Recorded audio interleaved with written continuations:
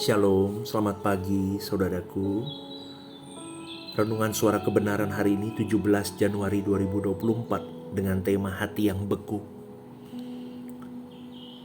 Dalam Roma 8:28 dikatakan begini, kita tahu sekarang bahwa Allah turut bekerja dalam segala sesuatu untuk mendatangkan kebaikan bagi mereka yang mengasihi Dia, yaitu bagi mereka yang terpanggil sesuai dengan rencana Allah.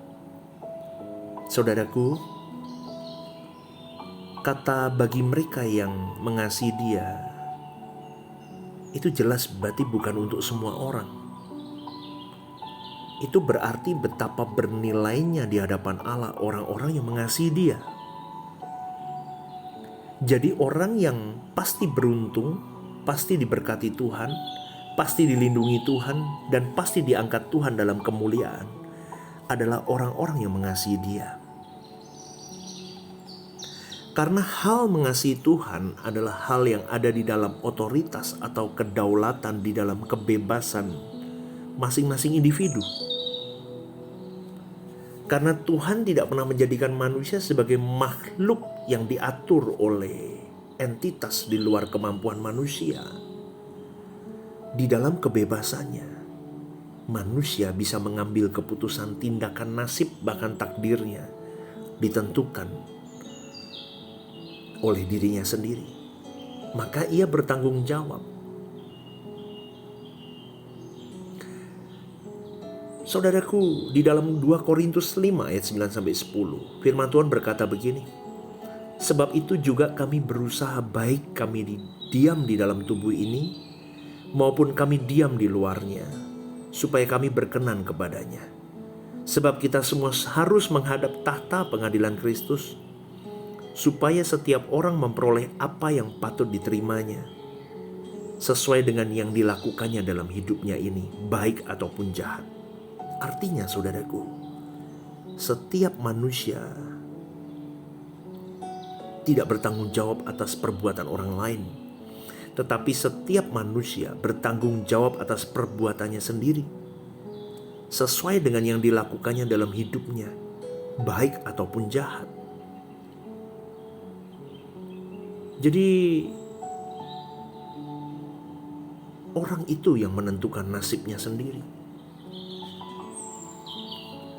Saudaraku, apakah seseorang mau mengasihi Tuhan atau tidak, itu tergantung dari dirinya sendiri. Tidak tergantung siapapun, bahkan juga tidak tergantung kepada Tuhan. Maka ketika ada seseorang yang berjuang atau tetap mencintai Tuhan di dalam segala hal dalam hidupnya, itu ditandai Tuhan dan itu berharga di mata Allah. Pertanyaannya, bagaimana dengan hidupmu dan hidupku hari ini? Apakah kita termasuk di dalam golongan manusia yang mencintai Tuhan? Cinta yang bukan transaksional kepada Tuhan.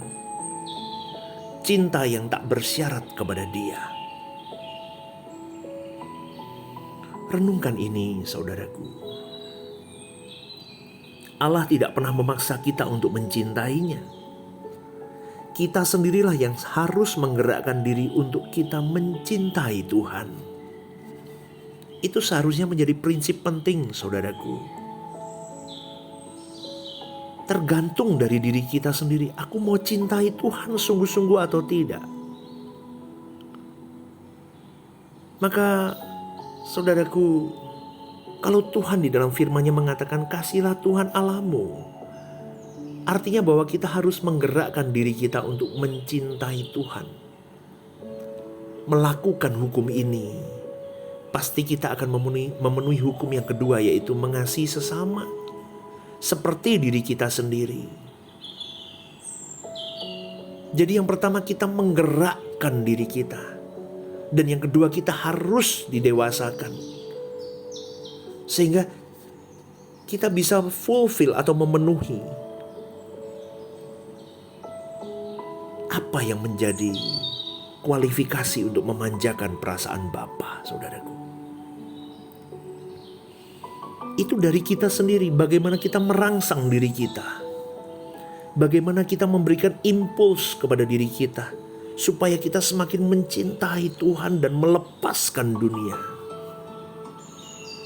Itu susah saudaraku, karena dunia itu terus memberikan rangsangan, memberikan impuls untuk terus untuk kita mencintai dunia.